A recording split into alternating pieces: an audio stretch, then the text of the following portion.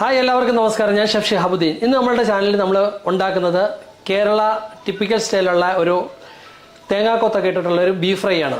Beef വേവിക്കാൻ ആവശ്യമുള്ള സാധനങ്ങൾ ഉപ്പ്, കറിവേപ്പില, ഇഞ്ചി ചതച്ചത്, മഞ്ഞൾപ്പൊടി ഒരു 1/2 ടീസ്പൂൺ, ഒരു 3 ടീസ്പൂൺ ഈ സ്പൂണാണ് ഞാൻ എടുത്തിരിക്കുന്നത്. നല്ല മുളക് പൊടി ഒരു 4 ടീസ്പൂൺ, പെരിഞ്ജീരകത്തിൻ്റെ പൊടി, ഒരു 10-15 വെളുത്തുള്ളി സ്ലൈസ് ചെയ്തത്, നീളത്തിൽ കീറിയ പച്ചമുളക്, കുറച്ച് വെളിച്ചെണ്ണ. ചില ബീഫ് വേവിക്കുമ്പം ഒരുപാട് വെള്ളം ഉണ്ടാവും. അപ്പം നമ്മുടെ കുക്കറിനകത്ത് വെള്ളം കൂടുതലുണ്ടാവും. അങ്ങനെ സംഭവിക്കുകയാണെങ്കിൽ ആദ്യം നമ്മുടെ ഈ ബീഫ് ഒരു പാത്രത്തിലേക്ക് കോരി എടുത്തതിന് ശേഷം ഒരിക്കലും വെള്ളം കളയരുത്.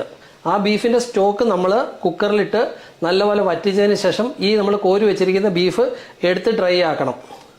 നമ്മൾ ബീഫ് എല്ലാം വേവിച്ച് വെള്ളവും വറ്റിച്ച് കറക്റ്റാക്കി വെച്ചിരിക്കുകയാണ്. ഇനി അത് ഫ്രൈ ചെയ്യണം. ആ ഫ്രൈ ചെയ്യാനുള്ള ഇൻഗ്രീഡിയൻസ് എന്തൊക്കെയാണെന്ന് നമുക്ക് നോക്കാം. വെളിച്ചെണ്ണ വേണം, പെരുംജീരകം, തേങ്ങാക്കൊത്ത്, ചെറിയ ഉള്ളി, വെളുത്തുള്ളി നീളത്തിലരിഞ്ഞത്, ഉണക്കമുളക്, ഇത്രയും സാധനങ്ങൾ നല്ലപോലെ ഫ്രൈ ചെയ്ത് നല്ല ഗോൾഡൻ ബ്രൗണിൽ ഫ്രൈ ചെയ്ത് എടുത്ത് മാറ്റി വെക്കും. അതിനുശേഷം നമ്മൾ പെരുംജീരകത്തിൻ്റെ പൊടിയും കുറച്ച് കുരുമുളക് പൊടിയും കൂടെ ചേർത്ത് നല്ലപോലെ ബീഫ് വരട്ടി എടുത്തു കഴിഞ്ഞാൽ രുചികരമായ നമ്മളുടെ കേരള ഒതൻറ്റിക് സ്റ്റൈലിലുള്ള ബീഫ് കോക്കനട്ട് ഫ്രൈ റെഡി ആയിരിക്കും. അപ്പോൾ അതെങ്ങനെ ഉണ്ടാക്കുന്നതെന്ന് നമുക്ക് നോക്കാം. നമ്മുടെ വെളിച്ചെണ്ണ നല്ലപോലെ ചൂടായിട്ടുണ്ട്. അതിലേക്ക് ഞാൻ ആദ്യം പെരുംജീരകം,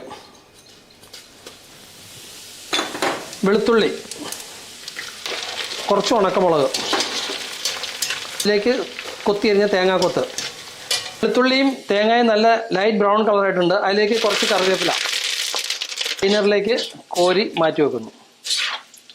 ആ എണ്ണയിലേക്ക് തന്നെ നമ്മളുടെ നീളത്തിലരിഞ്ഞ ചെറിയ ഉള്ളി, അതും ഗോൾഡൻ ബ്രൗൺ കളറിൽ നല്ല മൊരാന്ന് വറുത്ത് കോരി മാറ്റി വെക്കുക.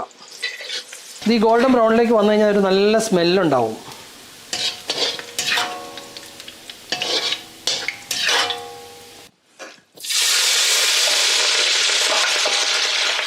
നേരത്തെ ഫ്രൈ ചെയ്ത് വെച്ചിരുന്ന ഇതൊരു മുക്കാൽ ഭാഗം